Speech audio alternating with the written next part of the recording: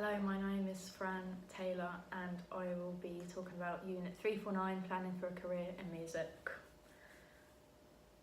Okay, so the first job role that I've chosen is a session musician, and a session musician is someone who basically plays an instrument to a high level of performance, and they will often be used in shows, bands, like just any time that you'd need a specific instrument player will be chosen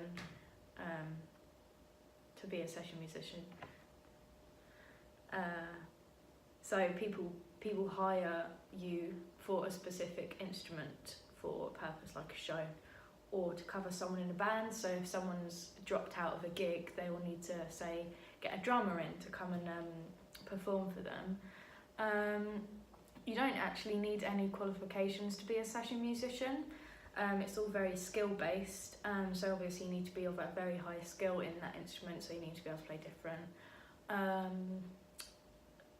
styles, you need to know all the techniques, you need to be able to sight read, you need to kind of be able to improvise well as well, just so you can conquer anything that gets thrown at you in that specific job. It will often be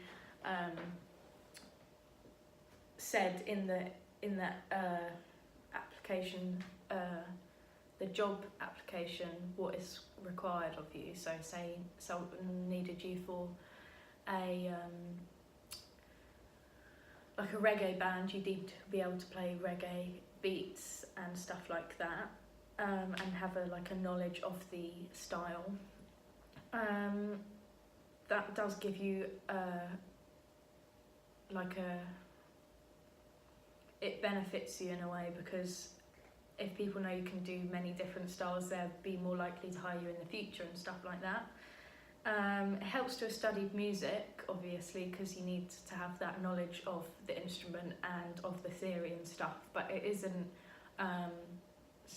required as such. It just gives you an advantage. So that could put you at an advantage against others. It depends on the gig, depends on the job in question. You need to be able to just show that you've developed as well. So for me, it would be, I'd probably, because I'm grade 5 in drums, I'd probably have to go back and do grade 1, 2, 3 and 4 as well, just so it shows that I've learned all the required techniques and skills needed. But that's not essential. Like, if you're at a good enough standard, and you can show that, often job applications will require you to send a video of yourself playing, just so that you can prove that you are suitable for the job. The experience that you need to be a session musician can include anything that you've done. So for me, it would be playing in the shows, in the band, in the shows that we've done here, and also being in the concert band that I was in. I was in that for 7 years, so that showed that I had been able to play a different, a variety of styles, and being able to work as a team in the session, in the bands, in the pit bands at the shows. So in that sense, I did get a lot of experience for different styles of music, and I also proved that I could read music, because in the concert band it was read off score, and also in some of the pit bands it was read off score as well. But I've also, some shows I've had to kind of make up all the parts for different songs, so it shows that I can do that as well. But yeah, so that just comes into, you need to have loads of different skills. Obviously reading music is very important. Not only just drum score as well, often it's useful to know how to read guitar tab and treble clef and bass clef as well, because then you get a feel for the piece without it being played to you. So it shows that you can put a beat to that style of music, you can tell. And also, if you're reading a bit of music and you can see that there's a drum solo, but you'll know that there's a drum solo coming up, or if it changes tempo, then you know that that's coming up as well. you need to be able to self-promote yourself, which is a big part of putting yourself out there. It's very freelance as a session musician. Like it's rare that you'll be spotted. You need to be able to put yourself out there and prove that you've done stuff so that people will be able to pick you up and stuff. But often session musicians promote themselves on social media, on like Indeed.com or like a job website like that. YouTube videos also really help. Like I know a guy who's a session musician and he's started uploading loads of different covers of stuff on YouTube so that people can see, and also some of his original work, so people can see that he actually does have the skills required. Also handing out like business cards and leaflets at music events often help, because obviously it's beneficial to go to that kind of stuff, so people like recognise your face and kind of think, oh, I need someone to play drums, they can do it because I've seen their business stuff, like their cards and stuff. So yeah, that's really helpful when getting jobs to be a session musician. The speed of the progression depends on the promotion. So if someone's sat not doing as much promotion as he will, obviously you're not going to get as much work as someone who really puts himself out there in order to get a job. And also, if you are at a gig as a session musician and someone's watching that gig from like a higher up kind of person in the industry, they can sometimes spot you and think, oh, they're really good at what they do, and then they'll come up to you and find out more about you. And if you are a session musician, it's a way into the industry then, to be able to get more connections and stuff like that. I've briefly mentioned the skills, but obviously being able to read music, being able to sight read music, because often music will just get put in front of you and you don't really have much time to learn it, which is what you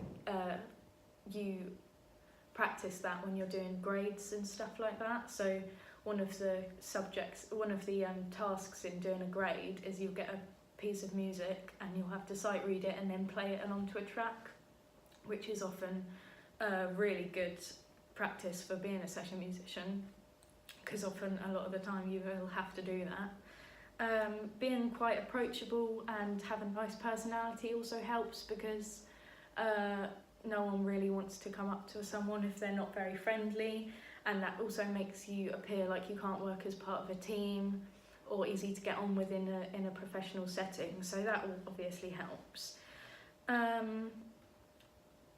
The opportunities of being a session musician obviously depends on how much you put yourself out there and how much work you do, and also voluntary work that you can do, so like helping out at a charity event or something like that.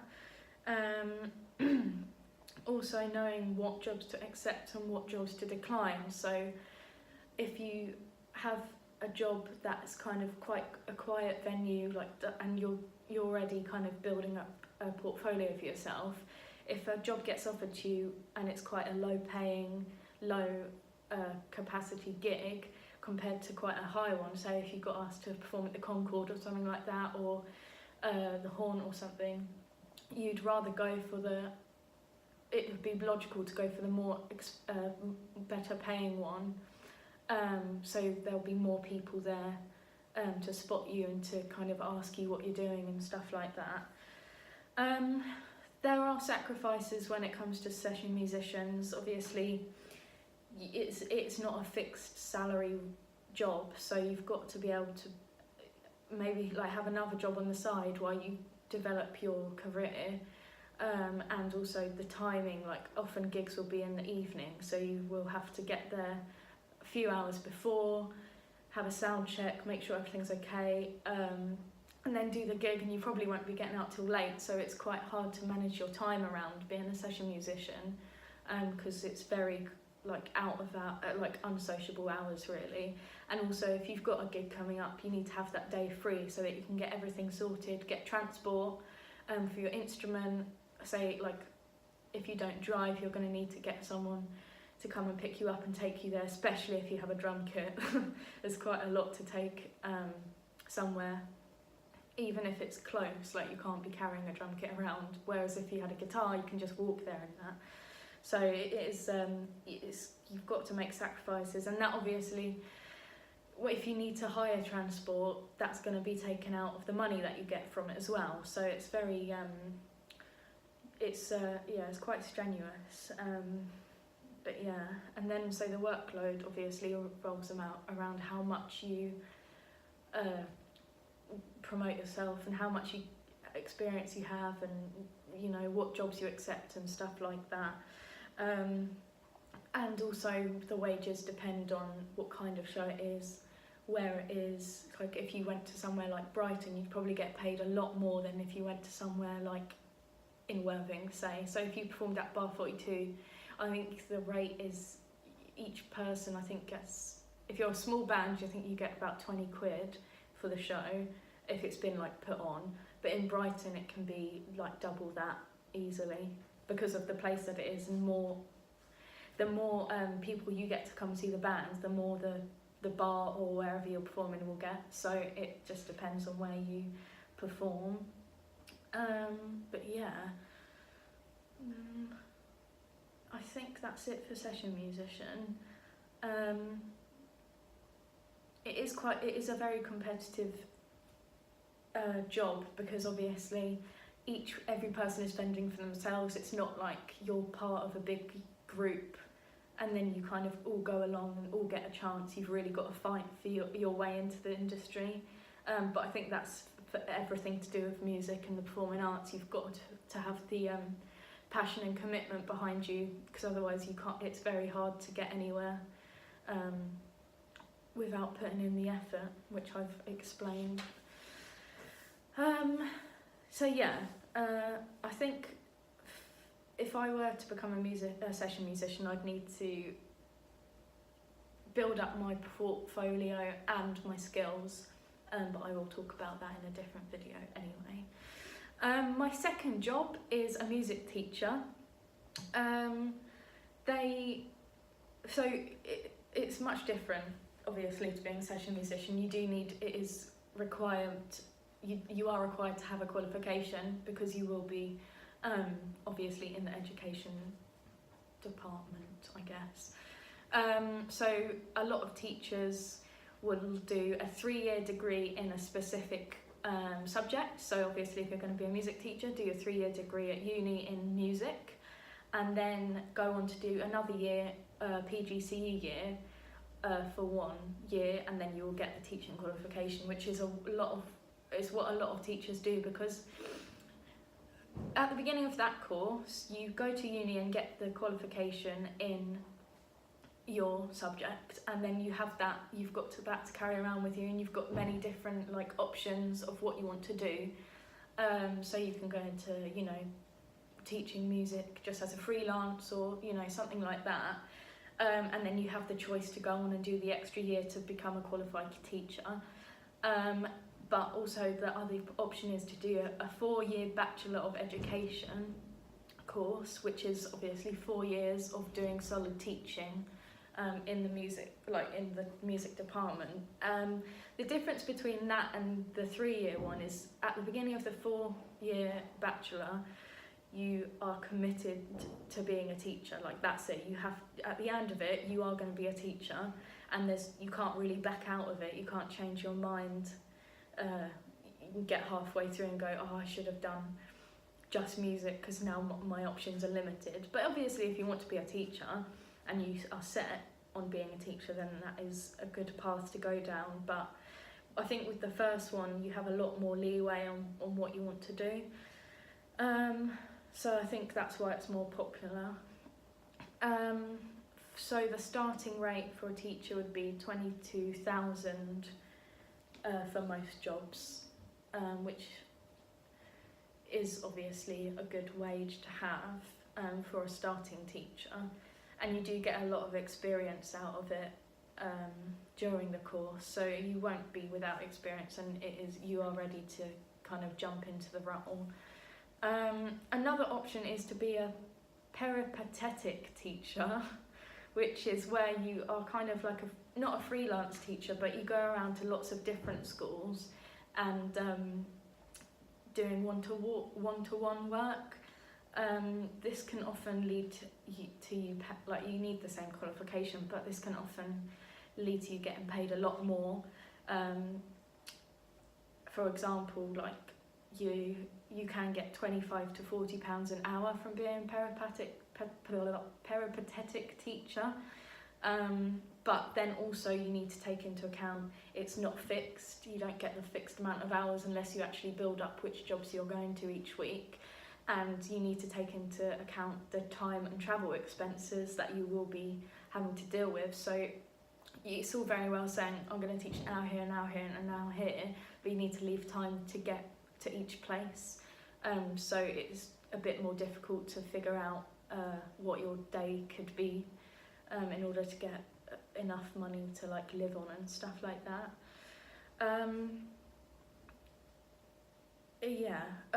They are quite, music teachers are in demand at the moment because there isn't many people studying music at the moment because of the performing arts departments like being cut and stuff like that.